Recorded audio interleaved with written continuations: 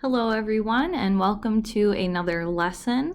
Today I am going to continue in your chapter 13 notes, and we are going to be looking at solubility, and we are going to be looking at specifically how to read one of these charts. If you go into your OneNote under chart/formulas, you will see the molarity and molality triangles and the equations for that. We've already discussed this. We've already talked about this in class, okay? So make sure you do not forget it and how to use these. And we are going to be looking at specifically this chart right here today. Now, when I've taught this before, this seems to be one of the most confusing things for students as far as how to read it. So in today's notes, I'm going to go over each part of the chart and how to read it and why this is going to be important moving forward. Now, we have so far talked about molarity and molality, okay? Again, molarity, that big M, is important for chemists. When we have a solution, we have to know how concentrated it is. And then molality, the little m, those calculations, we're going to be using that later when we get to some other equations. Again, this chapter builds upon itself. So we've already talked about dissociation, which this is going to be important in the upcoming material. Today we're going to be talking about solubility, which is also going to be important in the upcoming material.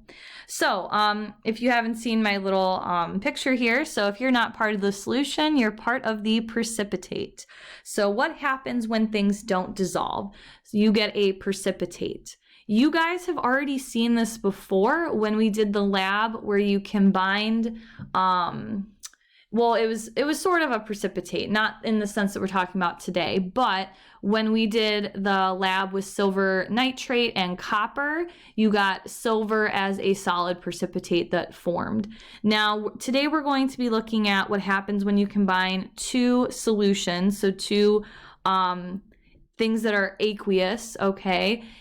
They're liquids, and you will get a solid that will form, okay? Possibly. So we're going to talk about precipitates. So here are some really good pictures of those. So again, there were two liquids, you combined them together, and you got a solid that formed. That is called the precipitate, okay? So in this case, I'm circling what the precipitates are when we combined those two solutions together, okay? And we're going to look at different situations when we do combine two liquids together. Will we get a precipitate or will we not get a precipitate, okay? And we're going to be using a couple different vocabulary words today. So compounds of low solubility can be considered insoluble, okay, meaning that they do not dissolve, okay? And again, we're going to be using things like soluble, insoluble, aqueous, solid. We're going to be using those a lot interchangeably today.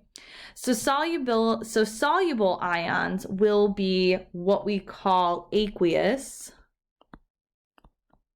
And we use that AQ to represent that, okay?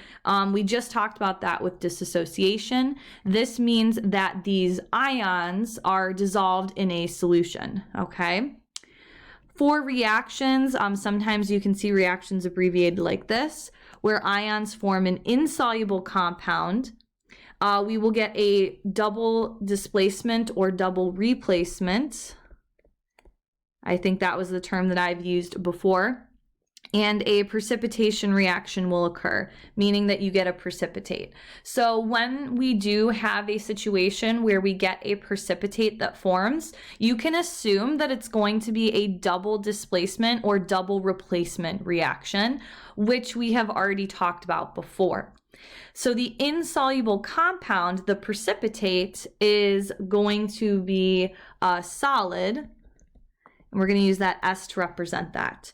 So you can see that in this example down here. So we had two aqueous solutions that we combined together. Okay, so essentially these things were disassociated and they were dissolved in a solution, and we combined both of them together, and we had a double replacement reaction occur. So remember, the first two, the like elements will switch with each other, okay? So you can see the Pb is now with the which is lead, is now with I, which is iodine, and the K, which is potassium, is now with the NO3, which is nitrate, okay? Now, this right here will still be aqueous, so it will still be that liquid, it will still be a solution. However, this new compound that you got, that's a solid, and that will be your precipitate, okay? So again, we're going to be using things like soluble, insoluble, aqueous, solid, precipitate. We're going to be using a lot of that vocabulary moving forward. And again, if it is a precipitate reaction where you do get a solid that forms, you can assume that it was a double replacement reaction, okay?